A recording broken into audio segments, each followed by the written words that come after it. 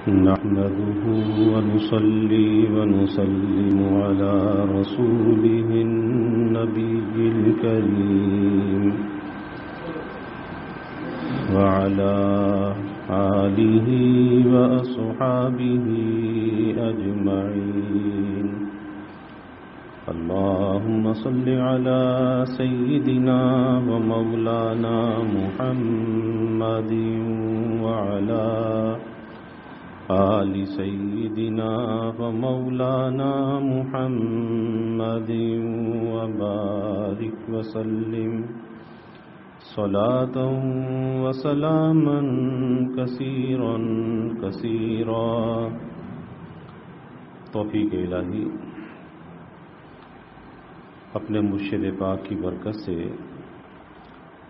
جمعے کی عشاء کی اس نشست میں ہفتے وار امام غزالی رحمۃ اللہ علیہ کی کیمیائے سعادت کا درس چل رہا ہے. اس کتاب کا جو نواں اصول ہے امر بالمعروف اور نہی عن المنکر کے بارے میں، اس کا تیسرا رکن کہ جن پر احتساب کیا جائے، اس کے بارے میں بات چل رہی تھی. گزشتہ جمعہ تھا سماع غیر شرعیہ کے بارے میں چند نصیحتیں تھیں. فرماتے ہیں کہ جو آدمی گناہ کر رہا ہو لیکن اس کی بزرگی کی وجہ سے اس کو تنبیہ نہ کی جا سکے، جیسے باپ پر بیٹا سختی کے ساتھ تنبیہ نہیں کر سکتا. ظاہر ہے کہ باپ کا رتبہ، باپ کا درجہ بڑا ہے. اب بیٹا اگر باپ کو کسی غلطی پر بھی دیکھتا ہے تو اسے سختی کے ساتھ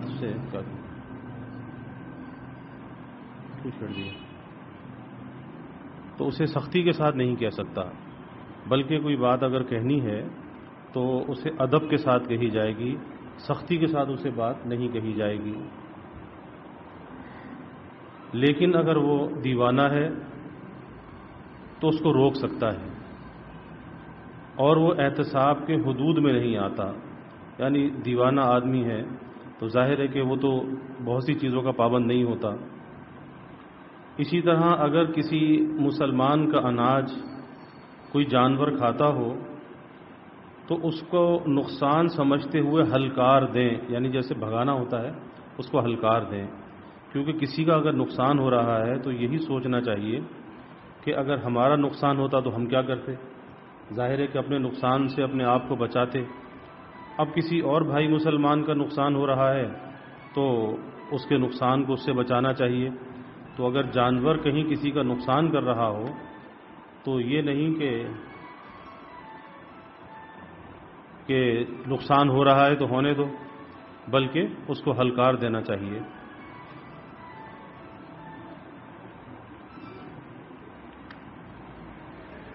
اگر کسی مسلمان کا مال ضائع ہو رہا ہے اور اس کی گواہی سے محفوظ ہو سکتا ہے اور بآسانی جا بھی سکتا ہے تو گواہی واجب ہے. یعنی کوئی ایسا موقع ہے کہ جس میں کہیں آپس میں اختلاف ہو جاتا ہے، کچھ جھگڑا ہو جاتا ہے اور کسی مسلمان کا مال اس میں ضائع ہونے کا اندیشہ ہوتا ہے، لیکن ایک آدمی اگر گواہی دے سکتا ہے اور گواہی سے اس کا مال اگر بچ سکتا ہے تو پھر اسے اس کی گواہی دینی چاہیے، اور اس کی گواہی دے کر اس کے مال کو بچانا یہ اس کے ذمہ واجب ہے. لیکن آج کل کے حالات ایسے ہیں کہ فتنہ بہت زیادہ ہے، اور وہ فتنہ اس قدر زیادہ ہے کہ اگر کوئی آدمی کسی کے حق میں گواہی دے تو جو اس کا مخالف ہے وہ اس کا دشمن بن جاتا ہے. اور کیونکہ اسلامی سزائیں نہیں ہیں، کوئی قانون نہیں ہے، رشوت عام ہے، کرپشن عام ہے، اور قانون کی طرف سے ایسے گواہ کی حفاظت کا کوئی انتظام نہیں ہوتا. یہی وجہ ہے کہ گواہی دینے والا پھنس جاتا ہے. تو آج کل کے حالات میں تو گواہی دینے سے بھی بچنا چاہیے. مثلا کہیں پہ جھگڑا ہو رہا ہے، کسی آدمی نے دیکھ لیا کہ فلاں آدمی کا نقصان ہو گیا، اب وہ کہتا ہے جی آپ میری طرف سے گواہی دے دو کورٹ میں چل کے، تو پتہ چلا گواہی تو دے دے لیکن مخالف جو دشمن بن جائے گا وہ تو جان کے پیچھے پڑ جائے گا، اور حکومت اس کی حفاظت کر نہیں سکتی. اب بہت تیز کر دی آواز، پہلے صحیح چل رہی تھی. حکومت اس کی حفاظت کر نہیں سکتی. تو اس لیے بہت محتاط آج کے زمانے میں رہنا چاہیے، کیونکہ فسق و فجور اور گناہ کے ارتکاب سے روکنے میں بہرحال تکلیفوں کا سامنا ہوتا ہے. یعنی اگر کوئی آدمی برائی کے اندر مبتلا ہے، گناہوں کے اندر مبتلا ہے، تو اب اس سے روکنے کے اندر تکلیف تو آئے گی، مشقت تو پیش آئے گی. اس لیے کہ اسلام کی سربلندی پیش نظر ہونی چاہیے، شاعر اسلام کا اظہار پیش نظر ہونا چاہیے. اب کسی کو گناہ سے روکنا ہے، اسے سمجھانا بھی پڑے گا، اس کے قریب بھی جانا پڑے گا، اس کو اپنے قریب بھی لانا پڑے گا. بعض اوقات کو یہ کہے گا کہ دیکھو یہ تو فلاں آدمی ایسا ہے اور اس کے ساتھ اس کا تعلق ہے، لیکن اس بنا پر کہ کسی طرح سے فسق و فجور سے وہ رک جائے، تو اس کی خیر خواہی کے لیے اور پیش نظر یہی بات ہو اللہ کی رضا، کہ اس سے کوئی ذاتی مقصد پیش نظر نہ ہو، بلکہ اللہ کی رضا کے لیے کسی کو گناہ سے روکنا ہو، فسق و فجور سے روکنا ہو، کوئی دنیاوی منفعت پیش نظر نہ ہو. اسی طرح اگر احتساب سے شاعر اسلام کا اظہار مقصود ہو تو احتساب واجب ہوتا ہے، اور اس میں چاہے کتنی ہی تکلیف کیوں نہ اٹھانا پڑے کہ اسلام کو سربلندی حاصل ہو. مثلا کہیں شراب اتنی کثرت سے ہے کہ اس کو پھینکتے پھینکتے تھک جائے، تو بھی اس کو تکلیف اٹھا کر پھینک دے. اور اگر کسی کے اناج کو بکریاں کھا رہی ہیں اور ان کو ہلکانے سے تکلیف پہنچے تو تکلیف اٹھانا ضروری، یعنی کسی کے نقصان کو بچانے کے لیے اگر خود تھوڑی تکلیف آتی ہے تو اس کو برداشت کر لینا چاہیے، ان بکریوں کو بھگا دینا چاہیے. آدمی کو دوسرے کے حقوق کی حفاظت اسی طرح کرنا چاہیے جس طرح اپنے حقوق کی حفاظت ضروری ہے. یہ نہیں کہ بس میری حفاظت ہو، میرا فائدہ ہو، دوسرے کا نقصان ہوتا ہے تو ہو جائے، نہیں. ہمیشہ اصول ہے کہ کسی بھی چیز کی حفاظت اس طرح سے کرنی چاہیے جیسے انسان اپنی چیزوں کی حفاظت کرتا ہے. یہ اصول لکھا کہ آدمی دوسرے کے حقوق کی حفاظت اسی طرح کرے جس طرح اپنے حقوق کی حفاظت ضروری ہے. جیسے کسی کا حق دینا ضروری ہے تو کسی دوسرے کے بدلے میں اس کو ضائع نہ کرنا چاہیے. یہ نہیں کہ حق دینا ہے اور اس کے بدلے میں اس کے حق کو ضائع کر دیا، اس کی اجازت نہیں ہے. لیکن دین اور اسلام کے لیے ہر قسم کی تکلیف اٹھانا ضروری ہے. صرف احتساب کے لیے تمام تکالیف گوارا نہ کرنا چاہیے، بلکہ اس کی چند شرائطیں ہیں، اور وہ یہ کہ اگر عاجز اور کمزور ہے تو صرف دل سے انکار کرے. بعض لوگ کمزور ہوتے ہیں کہ انکار کرنے کی بھی ہمت نہیں ہوتی، تو صرف دل سے انکار کرے. یا اگر پٹنے کا اندیشہ ہے یا اس کے کہنے سے کوئی فائدہ نہ ہوگا تو پھر اس کی 4 صورتیں ہو سکتی ہیں. آدمی کو ڈر ہے کہ میں نے روکا تو کہیں کوئی مجھے مارنے لگ جائے، پیٹنے نہ لگ جائے. آج ایسا بھی تو ہوتا ہے نا. اسی لیے ایک درجہ کسی کو دعوت کا، تبلیغ کا یہ بھی آتا ہے کہ جہاں پر فتنے کا اندیشہ ہو وہاں پر دعوت نہیں دینی چاہیے، تبلیغ نہیں کرنی چاہیے. کیوں کہ ایک آدمی اگر کسی گناہ کے اندر مبتلا ہے، بے نمازی ہے مثلا، تو گنہگار ہے. لیکن اگر ہم نے کہا تو وہ در پہ آزار بھی ہو جائے گا، کہیں نماز کا انکار نہ کر بیٹھے، اور اگر نماز کا انکار کر بیٹھا تو کافر ہو جائے گا. تو اس لیے اگر یہ خطرہ ہو تو وہاں پر بات نہ کرے، اور جہاں یہ خطرہ ہو کہ اگر میں کہوں گا تو مجھے یہ کوئی جسمانی تکلیف پہنچائے گا، مار پیٹ کرے گا. اب اس کی 4 صورتیں یہاں پر بیان کی.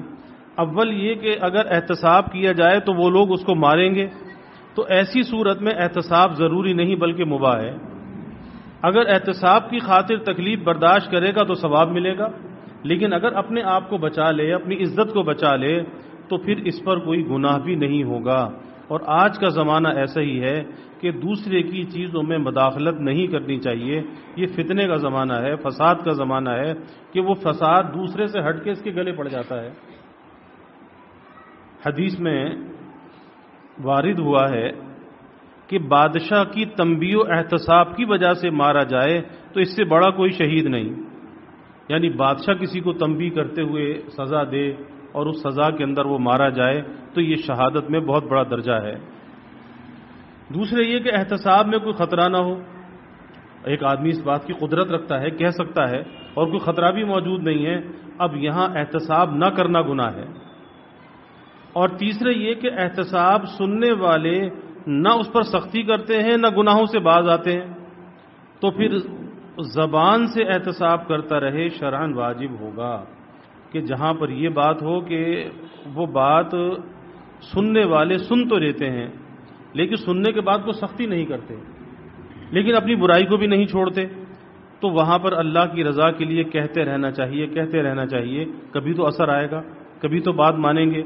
ممکن ہے کہ ساری برائی کو نہ چھوڑے، کچھ کو چھوڑ دیں، تھوڑی تھوڑی بہتری آنے لگے، تو وہاں پہ کوشش کرنی چاہیے. اور چوتھے یہ کہ گناہ اس کے احتساب سے ختم ہو سکتا ہے لیکن لوگ اس کو مارتے ہیں اور اذیت پہنچاتے ہیں، تو ایسی صورت میں بھی احتساب واجب نہ ہوگا. یعنی اتنی قوت ہے کہ یہ گناہ کو روک سکتا ہے اور اس کی وجہ سے اس کے احتساب سے گناہ ختم ہو سکتا ہے، لیکن خطرہ ہے کہ وہ لوگ اس کو ماریں گے، تو پھر وہاں پر بھی اس کے ذمہ احتساب واجب نہیں ہوگا. لیکن اگر وہ ظلم و ستم سہ جائے کہ ظلم و ستم سہ کر بھی کسی کو برائی سے روک دے تو ثواب ہے. اور اگر آدمی اس پر اعتراض کرے کہ خداوند عالم اپنے کو ہلاکت میں ڈالنے سے منع فرماتا ہے، تو بقول حضرت ابن عباس رضی اللہ عنہ کے راہ خدا میں اپنا مال صرف کرو تاکہ ہلاکت سے محفوظ رہو. اور حضرت برا بن عازب رضی اللہ عنہ فرماتے ہیں کہ موجب ہلاکت یہ ہے کہ آدمی گناہ کرتا رہے اور یہ شکایت کرے کہ خداوند عالم میرے گناہ نہیں بخشتا یا نہ بخشے گا. ارے بھائی جب تو گناہ پہ گناہ کر رہا ہے تو کیسے معافی ملے گی، کیسے بخشش ملے گی؟ گناہ سے معافی کا طریقہ تو یہ ہے کہ پہلے گناہ کو چھوڑ دے، اور جب گناہ کو چھوڑ دے گا پھر معافی مانگے گا تو اللہ تعالیٰ تجھے معاف فرما دے گا. حضرت عبیدہ فرماتے ہیں کہ گناہوں کے بعد نیکی اور توبہ نہ کرنا اپنے کو ہلاکت میں ڈالتا ہے. اس لیے جب آدمی سے کوئی گناہ ہو جائے تو اس گناہ کے بعد فوراً کوئی نیکی کرنی چاہیے تاکہ اس گناہ کی جو ظلمت ہے، کدورت ہے، وہ دور ہو جائے، نیکی کا اثر غالب آ جائے اور گناہ کی ظلمت مغلوب ہو جائے تو اسے فوراً کوئی نیکی کر لینی چاہیے. مسلمان اگر کسی انبوہ کثیر پر جو کافروں کا ہو حملہ کرے اور اس میں مارا جائے، بڑا ازدحام ہو، بڑے لوگ ہوں، انبوہ کثیر یعنی کوئی بڑا مجمع ہے، بہت لوگ ہیں، کافروں کا مجمع ہے، اس پر حملہ کرے اور اس میں مارا جائے تو ثواب سے خالی نہیں، اس لیے کہ ہو سکتا ہے کہ وہ بھی کافر کو اول مار دے اور اس کی وجہ سے وہ کفار شکستہ دل ہو کر اپنے ارتکاب جرم کو چھوڑ دیں اور اس کی وجہ سے مسلمانوں کی بہادری کا سکہ ان کے دلوں پر بیٹھ جائے. مگر اندھے آپاجوں کے لیے یہ عمل نامناسب ہے. اگر احتساب سے فائدہ پہنچنے کے بجائے اپنی جان ہی کا خطرہ ہو تو نہ کرنا ہی اچھا ہے. اپنی جان کی پہلے حفاظت ہے، اس لیے کہ بے فائدہ نقصان اٹھانا قرین قیاس نہیں ہے. ایسی صورت میں دو پہلو نکلتے ہیں. ایک تو یہ کہ وہ بدگمانی اور بزدلی کی وجہ سے چاہیے، اور اگر دوسرے یہ کہ خوف ذات تو نہ ہو بلکہ اہل و عیال کی فکر دامن گیر ہو. یعنی ایک تو یہ ہے کہ اگر یہ کسی کا احتساب کرے گا، اس کے خلاف بدگمانی پیدا ہوگی یا اس کے اندر بزدلی ہے، اتنی ہمت نہیں ہے، تو پھر اسے رک جانا چاہیے. اور دوسرا یہ ہے کہ اس کی اپنی ذات کو تو کوئی خوف نہیں ہے لیکن خطرہ ہے کہ اس کے اہل و عیال کے بارے میں کوئی مشکل نہ آ جائے، گھر والوں کے بارے میں کوئی مشکل نہ آ جائے، تو اب وہاں پر بھی پھر اسے چھوڑ دینا چاہیے، احتساب نہیں کرنا چاہیے. اگر ایسی صورت میں یقین ہے تو نہ کرے، اور اگر صرف وہم ہے تو احتساب کر لے. صرف شکوک کی بنا پر واجب عمل واجب ہی رہتا ہے، اور یہ بھی ہو سکتا ہے کہ اگر نقصان کا اندیشہ نہ ہو تو احتساب واجب ہوگا. اور دوسری صورت میں یعنی عزیز و اقارب اور اہل و عیال کا خطرہ ہے. اس کی متعدد وجوہ ہیں اور ان میں ہر وجہ کے لیے مختلف احکام صادر ہوں گے. اگر صرف اپنے لیے ڈر ہے تو اس کی بھی دو صورتیں ہیں. مثلا آئندہ کسی نقصان کا اندیشہ ہے، جیسے اگر استاد پر احتساب کرے گا تو وہ تعلیم دینے سے انکار کر دے گا، یا حکیم کا احتساب کرے گا، حکیم علاج کرنے میں سے کوتاہی کرے گا. تو یہ خوف احتساب کے لیے مانے نہیں، کیونکہ اس میں کوئی اندیشہ نہیں، صرف مستقبل میں کچھ فائدے کی تحصیل نہ ہونے کا خیال ہے کہ استاد کا نفع سے محروم ہو جاؤں گا یا اس حکیم کے علاج سے محروم ہو جاؤں گا. تو مستقبل کے اعتبار سے ایک اندیشہ ہے، اور اس اندیشے کی وجہ سے احتساب کو نہیں چھوڑنا چاہیے.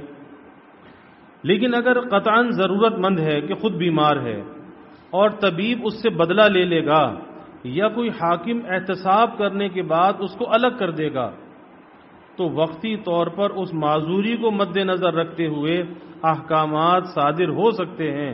پھر آدمی کو چاہیے کہ دین کو محفوظ کرنے میں کوشش کرے کہ پہلے اپنے دین کی حفاظت کرے. اور دوسری وجہ یہ ہو کہ کسی مقبوضہ چیز کے نکل جانے کا خطرہ ہو، یا جان کا خطرہ ہو، یا یہ خطرہ ہو کہ مخالفین مکان گرا کر نقصان پہنچائیں گے. ایسا بھی ہوتا ہے بعض جگہوں پہ کہ پورے پورے گاؤں کو لوگ آگ لگا دیتے ہیں، مکانوں کو گرا دیتے ہیں دشمنیوں کے اندر. تو یہ ساری چیزیں ہیں کہ یہ تو چلا تھا احتساب کرنے کے لیے، وہاں تو جانی مالی نقصان ہو گیا، بڑا محتاط زمانہ ہے.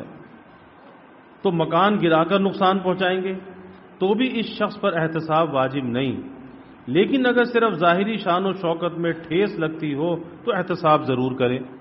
یعنی کوئی یہ کہے کہ کوئی مجھے برا کہے گا، کوئی مجھے گالی دے گا، تو اس وجہ سے احتساب نہ کرے. نہیں، احتساب اسے پھر کرنا چاہیے کہ اپنی ذاتی شان و شوکت کو اگر کوئی ٹھیس پہنچتی ہے اسے برداشت کر لے، کس لیے؟ اللہ کی رضا کے لیے. ایسے امور میں اصول شرع کو افضل سمجھنا چاہیے. اگر صرف پیٹھ پیچھے برا بلا کہے جانے کا خطرہ ہو تو بھی احتساب کرے، اور اگر اپنے احتساب سے اپنے عزیزوں ہی کو تکلیف کا اندیشہ ہو تو پھر اجتناب کرے کہ اپنے عزیزوں کو، اقارب کو تکلیف نہ پہنچے. کیونکہ بنسبت اپنے دوسروں کے لیے صبر کرنا افضل ہے. پھر اس کے بعد ہے احتساب کے لیے کس علم کی ضرورت ہے. یعنی اگر صحیح علم نہیں ہوگا تو آدمی کسی کا احتساب کیسے کر سکتا ہے؟ نہ اپنا احتساب کر سکتا ہے، نہ دوسرے کا احتساب کر سکتا ہے. فرماتے ہیں کہ علم احتساب کے 8 درجات ہیں. اول حالت و حقیقت کا معلوم کرنا کہ جس کو نصیحت کرنے جا رہا ہوں سامنے والے کی حقیقت کیا ہے، اس کی حالت کیا ہے. دوسرے، اس آدمی کو برائی اور حدیث روشناس کرنا، یعنی جس کو نصیحت کی جا رہی ہے، جو کسی برائی میں مبتلا ہے، اس کو بتایا جائے یہ فلاں کام برائی ہے اور یہ کام ہدایت ہے، تو تمہیں برائی کو چھوڑ کر ہدایت والے کام کرنا چاہیے. تیسرے، اس کو نصیحت کرنا، لیکن بڑی خیر خواہی کے ساتھ کرنا. نصیحت کا مطلب عار دلانا نہیں، کیونکہ بعض اوقات یہ ہوتا ہے کہ آدمی چاہتا تو ہے نصیحت کرنا، لیکن نصیحت کے انداز میں کسی کی تضحیک کر دیتا ہے، کسی کو عار دلا دیتا ہے، یا غصہ اور جذبات اس کے اندر ہوتے ہیں، الفاظ کی تیزی اس کے اندر ہوتی ہے، تو بجائے مثبت اثر آنے کے منفی اثر آتا ہے. اور وہ منفی اثر ایسا آتا ہے کہ بجائے اس نصیحت کے اور فائدہ حاصل ہونے کے نقصان ہو جاتا ہے. سب سے بڑی بات کیا کہ آپس کے تعلقات کشیدہ ہو جاتے ہیں کہ جی یہ نصیحت کا انداز ہے، یہ نصیحت ایسے کی جاتی ہے، وغیرہ وغیرہ بہت سی باتیں ہوتی ہیں. اس لیے نصیحت کے لیے موعظت حسنہ کہ بڑی بھلائی کے ساتھ، بڑی خیر خواہی کے ساتھ اور بڑی نرمی کے ساتھ اسے نصیحت کرنی چاہیے. اور اگر اس میں سختی آ گئی، غصہ آ گیا، اور کبھی لوگ ہاتھ کا استعمال بھی کر لیتے ہیں تو فساد ہو جائے گا. تو نصیحت کرنا لیکن خیر خواہی کے ساتھ کرنا. اور چوتھے یہ کہ اس نصیحت کرنے کے اندر یہ بھی اسے آنا چاہیے کہ سخت کلامی سے پیش نہ آئے.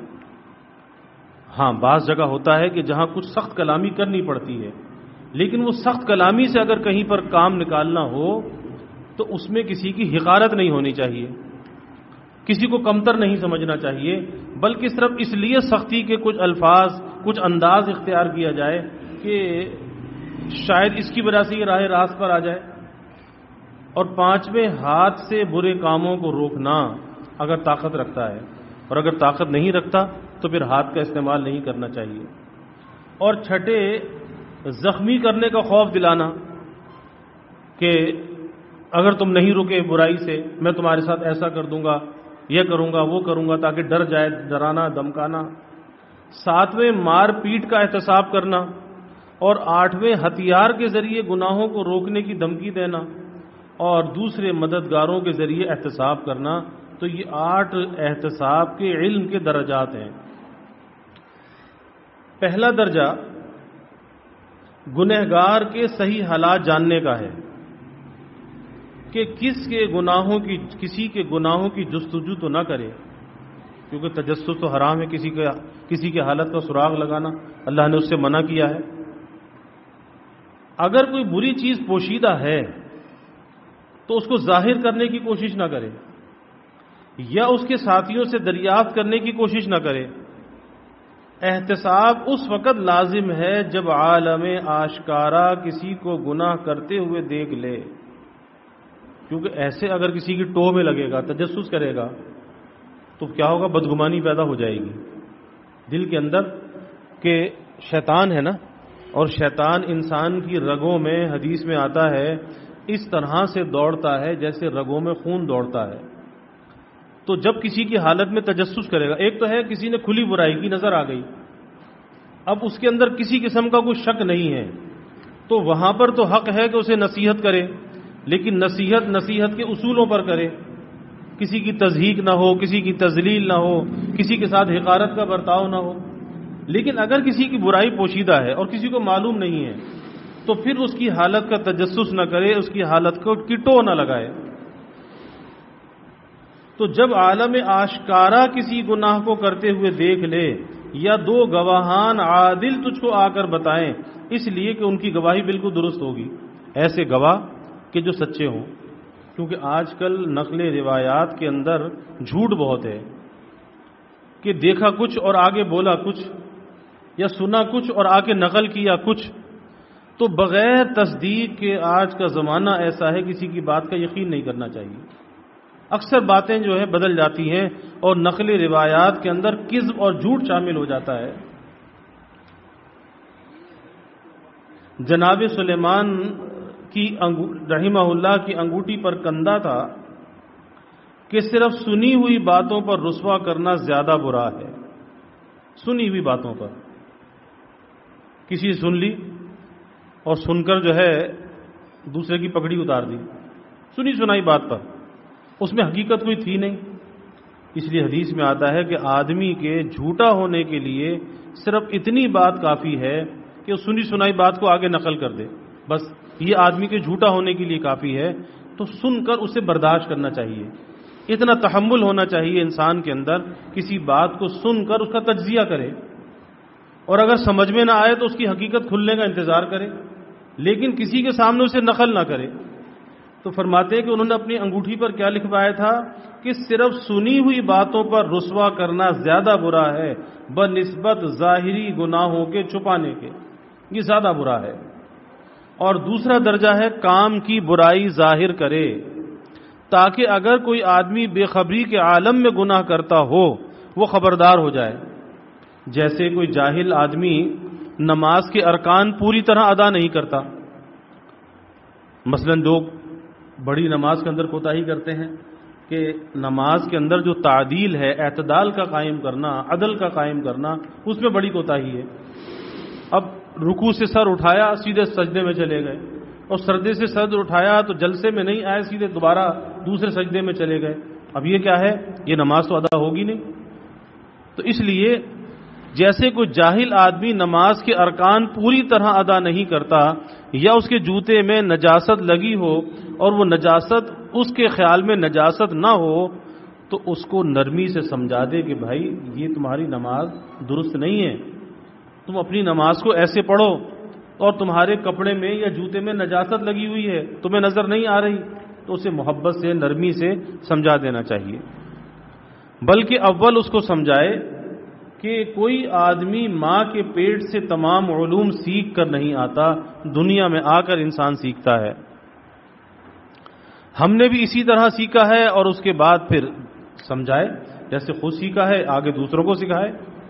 اور تیسرا درجہ یہ ہے کہ نصیحت سننے والے کو خود گناہوں کا احساس ہوتا ہے، لہٰذا اس کو انتہائی نرمی سے سمجھائے. اگر کوئی کسی کی غیبت کرے تو اس کو سمجھا دے کہ دنیا میں کوئی آدمی عیب سے خالی نہیں ہے، یا غیبت سے متعلق احکام خدا نقل کر دے کہ غیبت کتنا بڑا گناہ ہے. اللہ نے قرآن میں کیا کہا کہ غیبت کرنا کیسا ہے، اپنے مردار بھائی کا گوشت کھانا، تو یہ اس کو سنا دے.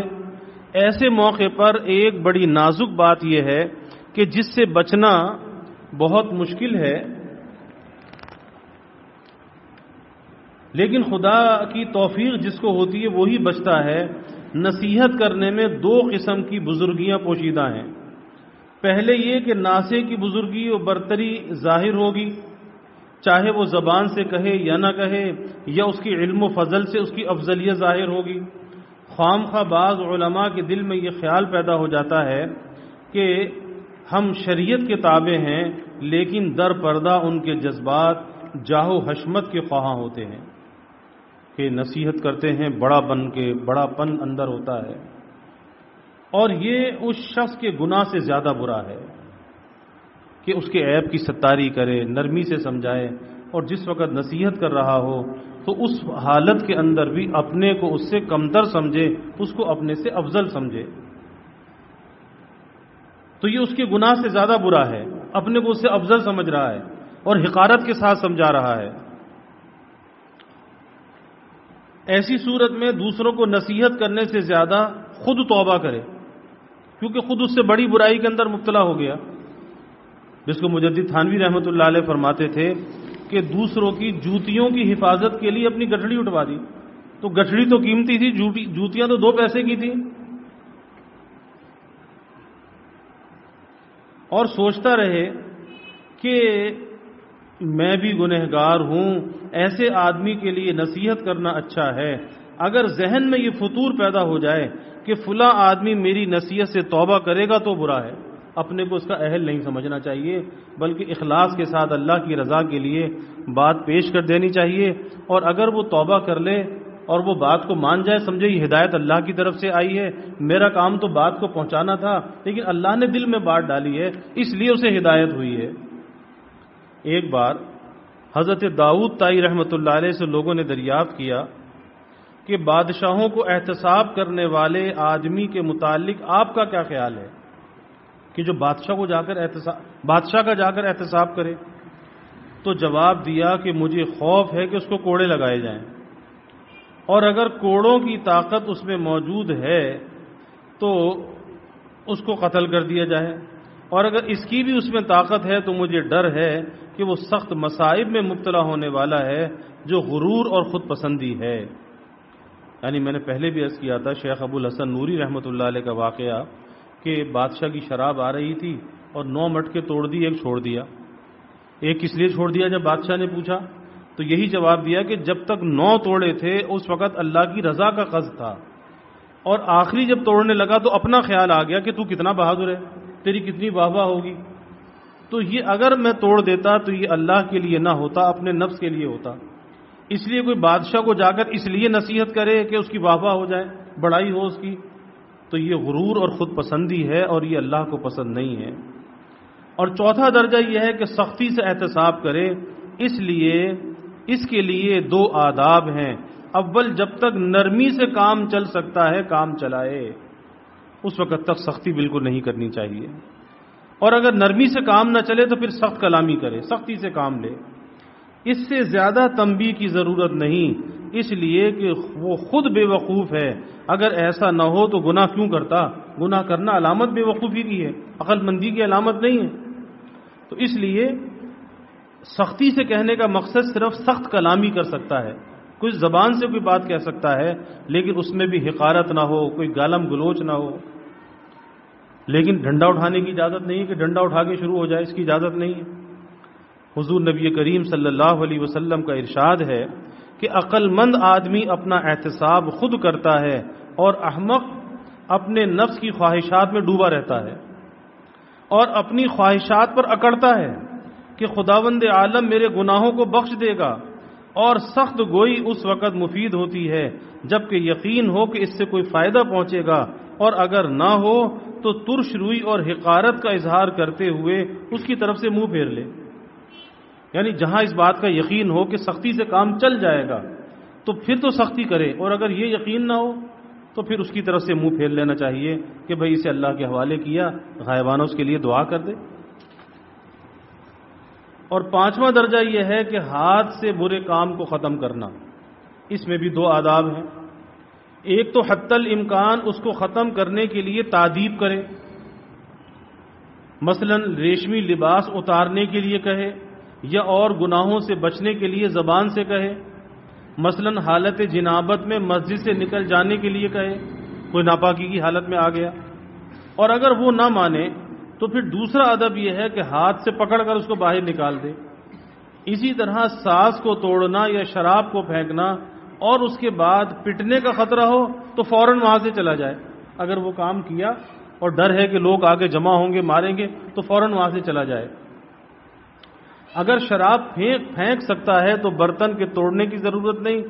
جب اسلام نے شراب کو حرام کیا تو اول اس کے برتنوں کے توڑنے کا بھی حکم ہوا، لیکن کچھ دنوں کے بعد برتن توڑنے کا حکم منسوخ کر دیا گیا، لہذا برتنوں کو بلا عذر توڑنے سے اس کا تاوان لازم آتا ہے، اس کا تاوان دینا پڑے گا۔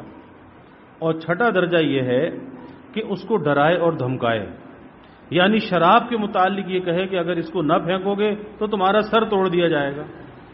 اسی طرح اس کے بھی 2 آداب مقرر ہیں۔ ایک یہ کہ تذلیل نہ کرے، حقارت کا معاملہ نہ کرے، اس کی تضحیک نہ کرے، اور کپڑوں کو پھاڑنے کا حکم نہ دے یا گھر کھودنے کی دھمکی نہ دے، اور دوسرے یہ کہ تہدید کرنے میں قابل عمل بات کہنا درست ہے، کوئی حد بندی ہونی چاہیے، بالکل آپے سے باہر نہ ہو۔ گردن مارنے یا سولی پر چڑھانے کے لیے نہ کہے، اگر اس کے اوپر خوف غالب ہونے کی وجہ سے مبالغہ کرے تو روا ہے۔ اور 7واں درجہ یہ ہے کہ لکڑی اور ہاتھ کے ذریعے سے تہدید کی جائے، یہ بھی بر وقت ضرورت اور حاجت کے مطابق روا ہے کہ کوئی ایسا، لیکن وہیں پہ جہاں کوئی فتنے کا اندیشہ نہ ہو، کہ ہاتھ کا استعمال کرنا یا کوئی لکڑی کا استعمال کرنا۔ اور اب تو حکومت نے ایسے قوانین بنا دیے کہ اب تو اپنی اولاد کو کوئی نہیں منع کر سکتا۔ ابھی اسمبلی سے بل پاس کر دیا کہ کوئی اپنے بیٹے کو بیٹی کو منع نہیں کر سکتا، ایسے بل پاس ہو گئے، اللہ معاف فرمائے۔ لیکن اگر وقتی طور سے مار کھانے پر آدمی گناہ سے پرہیز کرے اور ہمیشہ کے لیے توبہ نہ کرے تو مارنا بے سود ہوگا۔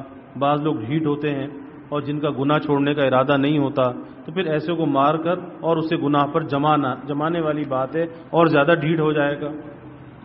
کسی کو حدود شرع کے ماتحت سزا دینے کو حد کہتے ہیں۔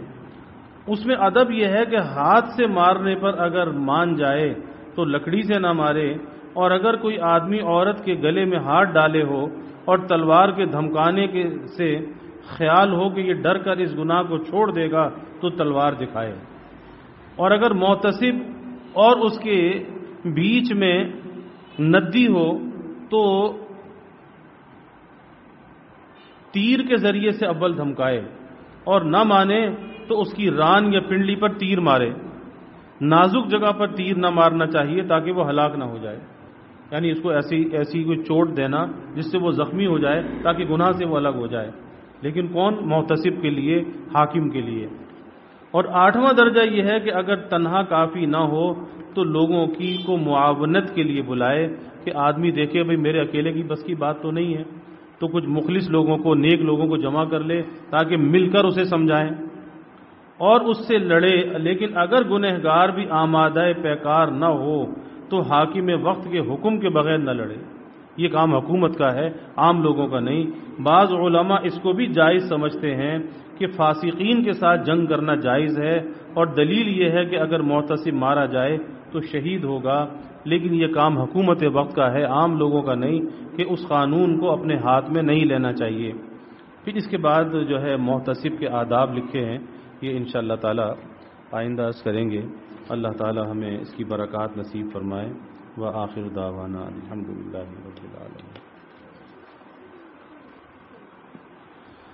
الحمد لله رب العالمين والعاقبة للمتقين والصلاة والسلام على أشرف الأنبياء والمرسلين اللهم صل على سيدنا ومولانا محمد وعلى آل سيدنا ومولانا محمد وبارك وسلم ربنا آتنا في الدنيا حسنة وفي الآخرة حسنة وقنا عذاب النار ربنا اتمم لنا نورنا واغفر لنا إنك على كل شيء قدير اللهم أعنا على ذكرك وشكرك وحسن عبادتك اللهم وفقنا لما تحب وترضى من القول والعمل والفعل والنية والهدى إنك على كل شيء قدير اللهم أرنا الحق حقا وارزقنا اتباعه وأرنا الباطل باطلا وارزقنا اجتنابا اللهم اغفر ذنوبنا واستر عيوبنا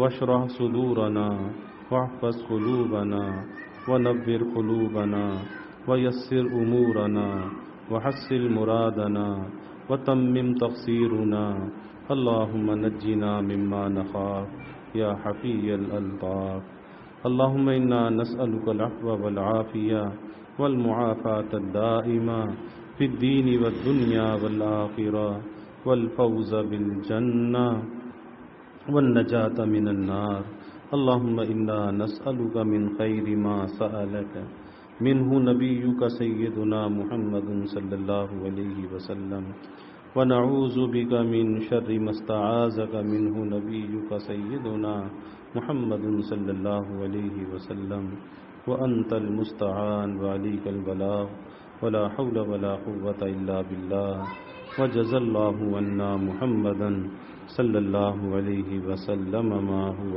أهله وصلى الله تعالى وسلم على النبي الكريم آمين برحمتك يا